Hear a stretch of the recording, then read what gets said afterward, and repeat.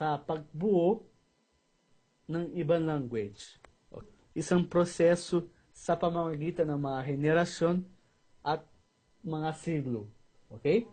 So, halimbawa, yung Portuguese, hindi isang proseso na nakapunta yung mga Romano doon sa Portugal, tapos nagsasalita sila ibang language. Portuguese na sila.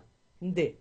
Isang proseso na siglo po yan, tapos may ibang influensya, hanggang mabuo yung tinatawag na Portuguese na ngayon mayroong sariling grammar, sariling sistema, etc. Ganon yung sinasabi dyan. Next page. Yan. Nilagay ko dyan, mga kapatid, mga halimbawa ng salitang Latin na nagkaroon ng evolution hanggang naging Portuguese.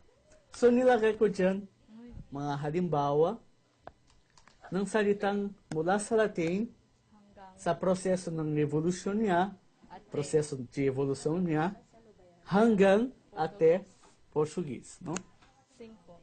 Ang unang dyan ay Ecclesiam. Una, mabing na kailangan mo malaman na yung salitang Ecclesiam, hindi po siya original Latin language. Okay? Ano yung unang dapat yung Ecclesia